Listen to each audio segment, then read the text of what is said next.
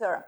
I know you do not need further introduction, given the fact that you are a well-known figure in the scientific community. However, for the sake of our interview, please share with us a few information regarding yourself and the institute you're leading. Thank you for the introduction.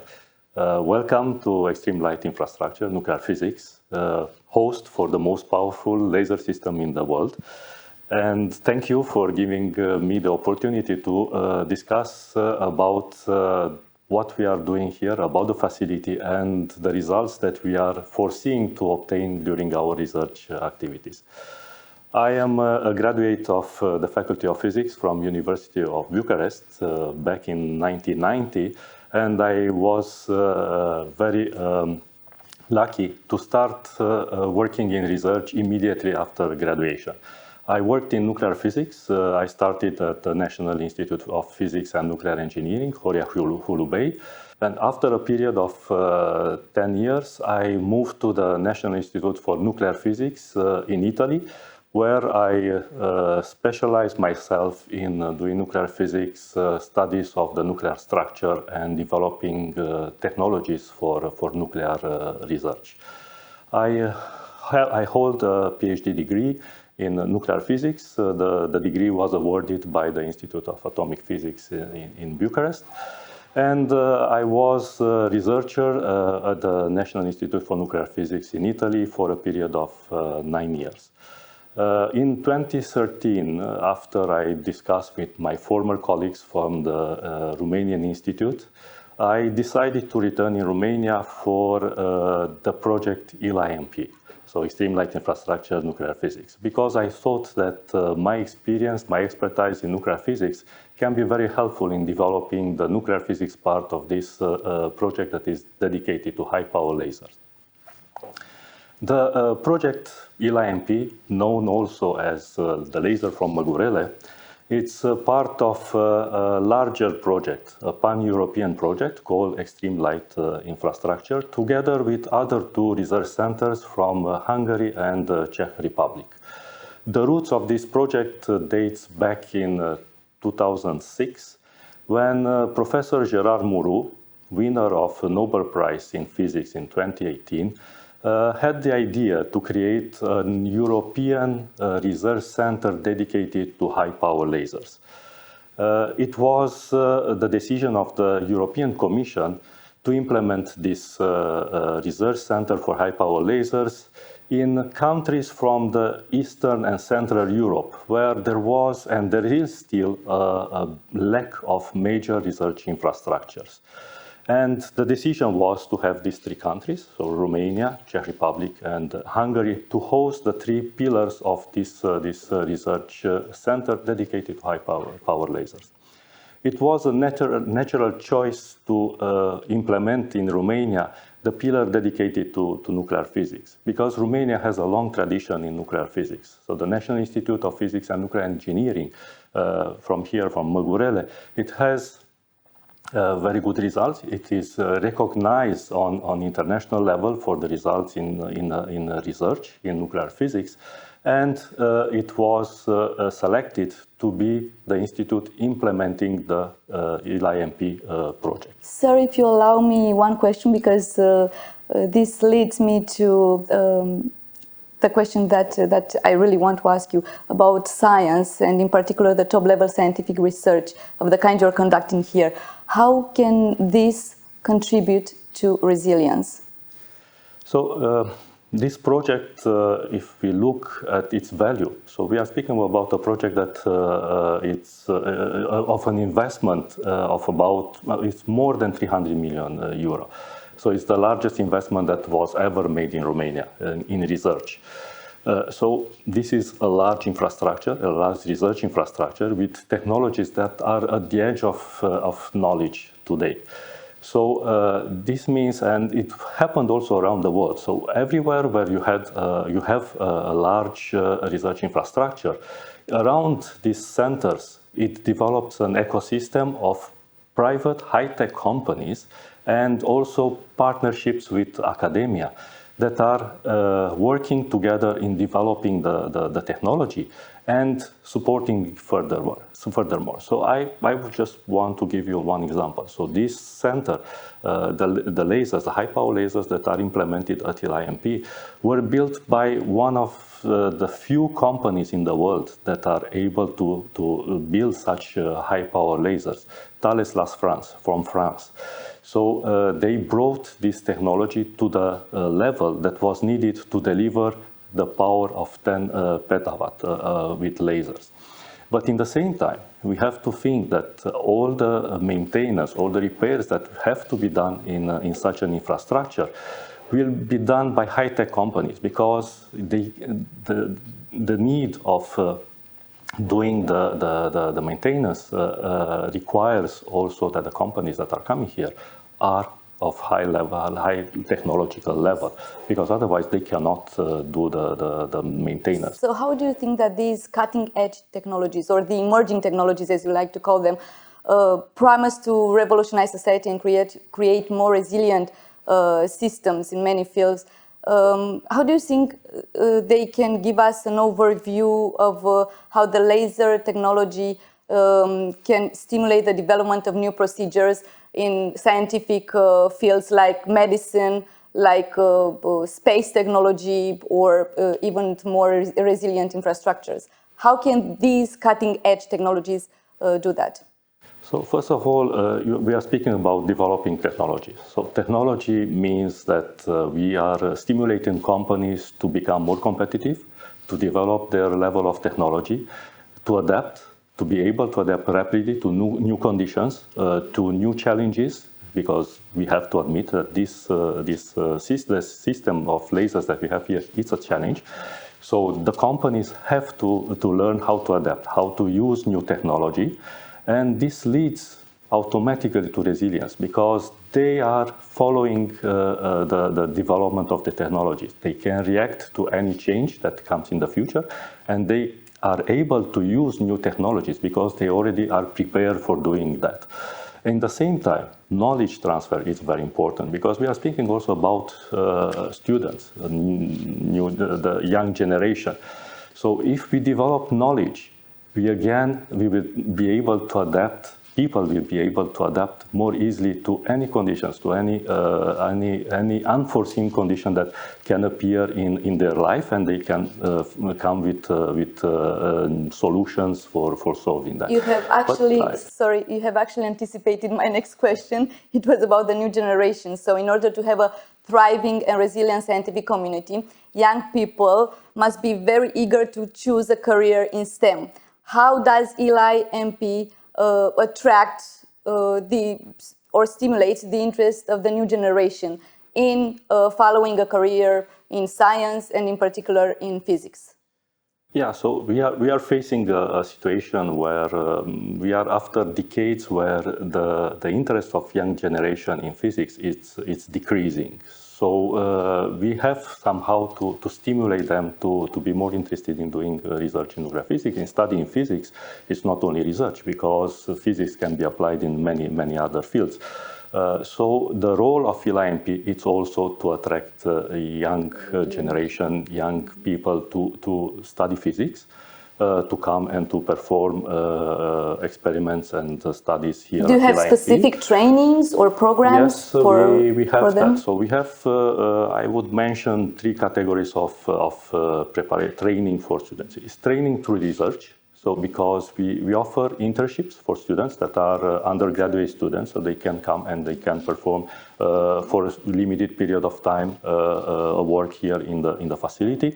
We also have master students, we have PhD students that come and work with us. They are integrated in the research group, and this is very important because they learn how to do science, they learn how to do research. They see all the process from doing experiments, preparing the experiment, doing the experiment, and doing the analysis of the data, and also understanding what are the results. Another do they become the employees the future employees of the company, of the ELI-NP Center? Yes, we are offering a career path for the students, for the young people coming here. So they can start with an internship, then they can continue as master students, and they can be hired as technicians or young engineers or young physicists in our facility. Afterwards, they can continue with a PhD degree. And after the PhD, they can have a postdoc position, or they can choose to continue on a research career and become researchers here at ELI-NP.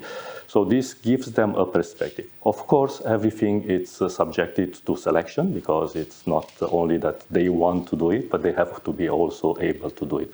So the fact that we are starting with these students from very young age, so when they are at the beginning of the faculty, we can observe them and we can identify the talented one. So we can keep the most talented for doing research at ELI-NP. And yeah. In our experience, international cooperation plays a crucial role in bolstering resilience. Who are ELI-NP's external partners, and how does the Institute collaborate with them? So, ELI-NP represents the state-of-the-art in the laser technology nowadays. So we are a strong attraction for outside partners, for researchers coming from laboratories from abroad. So they come here because they can do experiments, they can do studies that are not possible elsewhere. It's the only place where they can use 10 petawatt power of the laser to do their experiments. And we are offering, besides the power of the laser and the laser beam, we are offering also experimental setups. So we developed during the implementation of the project experimental setups that are specially designed to take advantage of the power of the laser. So this high power of 10 petawatt that we have here. So we developed collaboration with with research groups from almost 30 countries. So we have a memorandum of understanding with more than 80 universities and research institutes from all over the world. And since 2022, when we opened the gates for external users to come in at ELI-NP to do experiments, they are coming and they are users of our facility. They are proposing experiments to be performed in our facility. Many of these collaborators from abroad were present from the beginning of our project, so they contributed to the definition of the technical design reports on which we built the experimental setups, and now they are working together with us to do experiments at ELI-NP. I see. During our discussion, you mentioned the power of the laser, 10 petawatts. We need to tell our audience that this means 10% of the power of the sun. So my question is, you have demonstrated that Romania can be a first-class actor in an important scientific field. How does it feel to work every day next to an installation so powerful that regularly reaches 10% of the power of the sun? I have to confess that every time we are shooting at 10 petawatt, we are doing something new, because it was never done before, and this is exactly the feeling that my colleagues and myself have about working with this very powerful laser.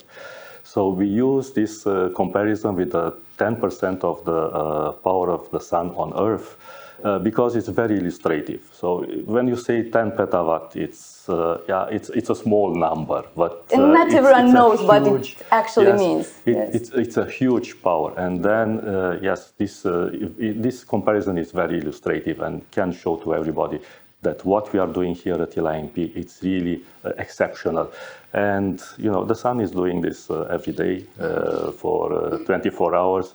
We can produce this power only for a very short period of time. It's really very short. It's something a few millions of seconds. So it's a very short period of time, but it allows us to study phenomena that were not possible to be studied before.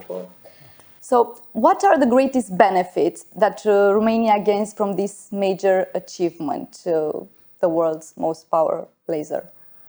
So having this power at our disposal, we can develop technologies, new technologies, and we can look in directions that before were not accessible to or even us. imagined. Yes, exactly. So they were not imagined. So we are opening the new research directions. So, and the advantage for Romania is that it happens here in Romania. So we can develop these technologies, and the first beneficiaries of these developments are Romanian scientists, and then comes the Romanian companies, because we are speaking about transferring technology, transferring knowledge.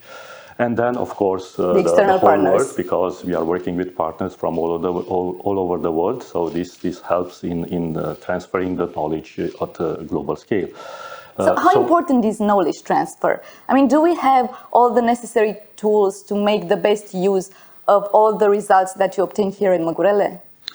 We are working on that, because we are still learning, but it's very important to develop the framework in which to develop this technology transfer and knowledge transfer.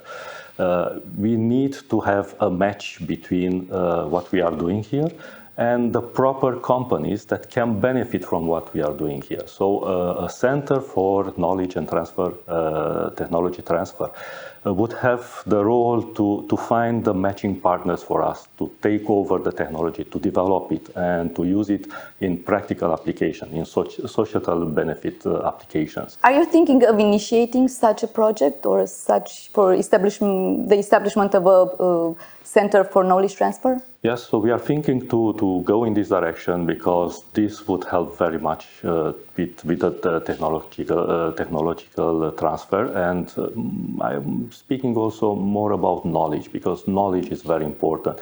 And we are looking forward in developing a pilot center that will help us to see how it works, how we can handle this technological transfer, and the knowledge transfer that implies also universities, because it's not only about working with private companies that can put in operation what we are developing here, but we are speaking also in developing the knowledge, attracting the young generation, as we talked about. Exactly. So we such a center should also work with the universities and to adapt the curricula for the students in such a way that the most recent advances in research are included in the emerging technologies, yes, in their preparation. Because in this way, they will be prepared to enter in work faster, and they will adapt to the challenges of the new technologies easier.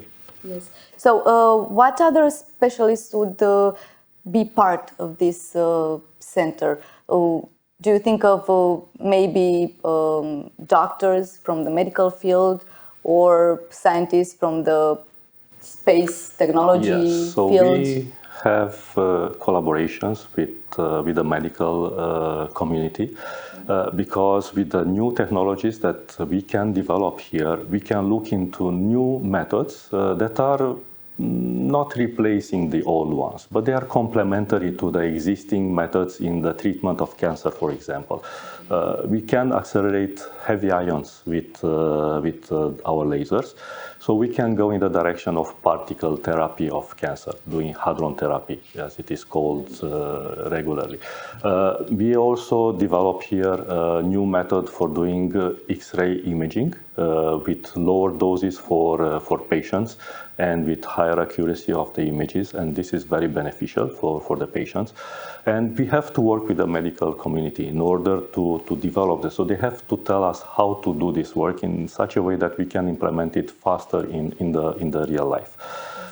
With the space agency, again, we are at the beginning of a collaboration, because what we can do here with the power lasers, we can mimic the radiation field that it's acting in the outer space.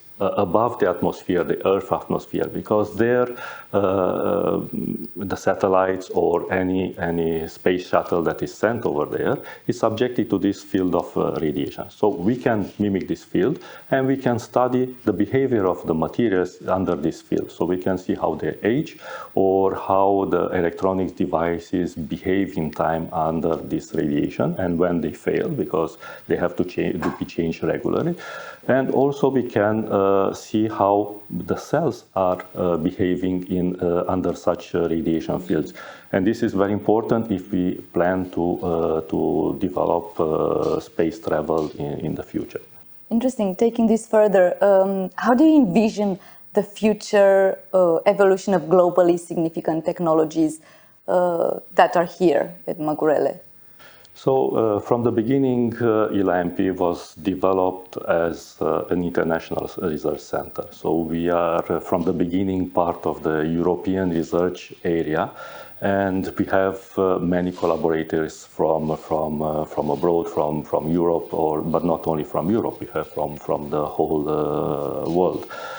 So all the achievements that we are obtaining here at ELI-NP are available globally.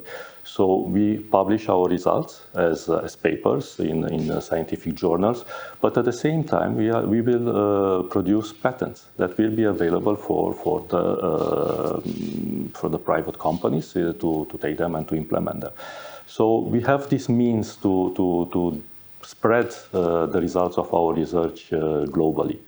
And the fact that we are collaborating with many countries will help to spread the results on a world scale. I see. Can you tell us something about Osaka next year? As I understand, you will be there explaining the technologies that are taking place here. We wish very much to be in Osaka, because we are very proud of having the most powerful laser in the world in Romania, and we can be there a main actor to show what is possible to realize in Romania. So big science, it is possible to be realized also in Romania. And the Romanian researchers are at the level of all the researchers in the world in using the most developed technology available nowadays in the world. Thank you so much, sir, for taking the time to take this interview. Hopefully we will continue our cooperation and partnership for even greater achievements. If you would like to add something in the final of our interview. I would like, first of all, to thank you again for giving me the opportunity to present you what we are doing here at ELI-NP. And I hope to invite you here when we will obtain the first results in the direction of the medical applications, because we think that this is the most important direction of research that we have to develop here at ELI-NP. Thank you so much. We will be here for sure. Thank you.